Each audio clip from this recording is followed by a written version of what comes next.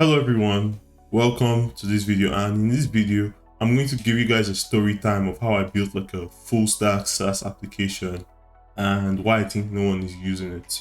So the story begins in around May of 2024. At the time I was working at a startup, and while I was heading to work one morning, I saw a YouTube video and I saw an ad for a gym software application for martial arts gyms. And then I clicked on the ad and I saw like, oh, these guys are making a lot of money from this application. But I didn't really feel the application was that good. I felt I could build something better. So that was the original start of the idea. And I'll say like a month or two goes by, and then I stopped working at the company I was working at because they ran out of funding from the government. And so at that point I tried to job hunt, but I was like, honestly, I wouldn't really try and get a software job for the meanwhile because school was starting school soon anyway. There wasn't really enough time for me to like have like a software internship between that period and between the start of school. So I was like, oh, let me just focus on this project. And I started working on the project. And honestly, there's so much I learned from the project. I'm even going to show you guys like a demo of the project right now. This is the landing page for our project. It's actually gym management software. It's for helping gym owners like manage their memberships. So actually, let's just move on to the dashboard. So this is what the gym owners will see because I built software for gym owners. So the goal of the software is for the gym owners to be able to actively manage their memberships, manage their payments, manage their scheduling, and also be able to like track their leads. So that was what I built the software for originally. You can see that we have a schedule builder. We have like a report analytics section, we have like a payment section, and we have like a setting section. So this is basically what the gym owner would see when they start using their software. And since I built it for gym owners will also have gym members. So there's also a version of the dashboard exclusively for the gym members. So this is basically what the gym members see when they start using the software. You could see they could basically pay their memberships, and they could actually just change their profile names. There's not a lot they could do except see when their membership expire, what classes they have for the day. Pretty much that's everything that the gym members get to see when they're using the application. So I'd like to take you guys through a brief walkthrough of how I built the application. The application was built using Next.js app router. We used TypeScript and we used Tailwind. We used TPRC. So it was basically built using the T3 stack. For the backend, we had like TPRC and Postgres. We basically designed the schema to be multi-tenant. So every gym is an independent unit. When you're part of a particular gym, you can't access information from a different gym. The way we designed the schema is that many gyms can actually use our application. And then for the payments, I use Stripe and Stripe Connect. And a lot of you may know Stripe, but for those who don't know what Stripe Connect is, Stripe Connect allows you to like, so let's say you have like a marketplace or you have like a software I was building. So what Stripe Connect helped me do is Stripe Connect helped me collect payments from the gym members and give the payments to the gym owners. So I use Stripe to bill the gym owners monthly as a subscription fee for using my software, while Stripe Connect allowed the gym owners to receive credit card payments from their own gym members. So that's why I use Stripe Connect. And I also implemented subdomain multi-tenancy and role-based authorization. Like I said earlier, when you see the software, you see like the dashboard that the gym members see and the gym owners see. They're very, very different. That was the point of implementing role-based authorization.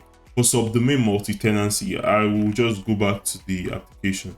So we saw something like ydr.t software.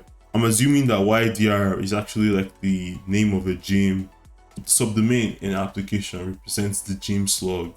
Based on the subdomain, that's the particular gym that you belong to. So for the authentication, I actually implemented it myself. So we use session-based authentication combined with Redis. And the reason why I use Redis was like, when you're doing session-based auth on every request, you have to check if the user is authenticated. So I use Redis to kind of like just speed everything up. And then for the hosting or the infrastructure of the software, it's running on a Linode VPS. I use Caddy as the reverse proxy. The reason why I use this over Nginx was because of, so with Caddy you get automatic HTTPS certificates. So I didn't want to deal with Let's Encrypt using Nginx. I use Docker, and then I use Cloudflare, and then I use Posthug for analytics. So that's basically like a big overview of how the software was built. Now, let's talk about the biggest mistake I made when I was building the software. The biggest mistake I made is that I actually didn't validate the idea well enough. So I always knew that you're meant to validate the idea, but I kind of felt my idea was already validated because other people are making money building their own gym software. So I didn't really need to validate the idea because it was already validated for me. And this is something that I've actually learned when you're trying to build your own SaaS. You're actually the worst person in determining whether people would use your software or not. So you actually have to go and speak to other people. The second mistake I made was I actually tried to build too much before talking to any gym owners. I was actually trying to build like a software that once I released it would be better than every other software on the market. So I was going to build like everything. And then I came across a YouTube video where they talked about MVP. And the video made sense to me. So I was like, oh, I'm just going to stop building more features. I'm going to see if I was able to sell the software before I continue putting any more work in it. Because the worst thing that can happen is you spend 2 years on the software and nobody uses it. The last mistake I made was I was focused much more on tech than marketing. And personally, I'll be honest, I actually felt that as a software guy, I actually felt that marketing guys were like bullshit guys. That's what I always felt about them. So yeah, I grossly underestimated how important marketing is. But to be honest, I don't think all hope is lost, because I genuinely believe that my software still has some sort of demand. And the good thing is that I didn't try to come up with a new idea that no one else had built, and that's why I still have like hope. Because the thing about it is that, like, if you're the first person to build an idea, there's a chance that you're going to make a lot of money. That's if you're the first person to come up with a new idea. But there's also a bigger chance that what you're building has no demand at all.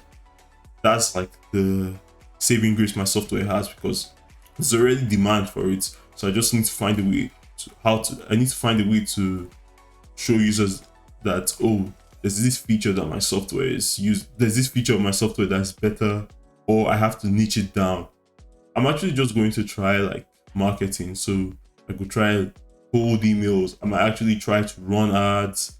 I'm actually going to try and talk to gym owners in person. So I could go to like 10 local gyms, let's say in a week or 2 weeks, talk to them. I won't even try and sell to them. I'll just try and understand what their problems are. And genuinely, when I understand what their problems are, I just try to spread the word about my software, because one thing I've learned is that distribution is even more important than having a good product. Because if you look at it, like, there are many software like QuickBooks, Jira, they're quite popular, but they actually aren't the best software because everybody knows them. They make a lot of money. I need to figure out a way to distribute my software. So thank you for watching this video, and I'll see you in the next one.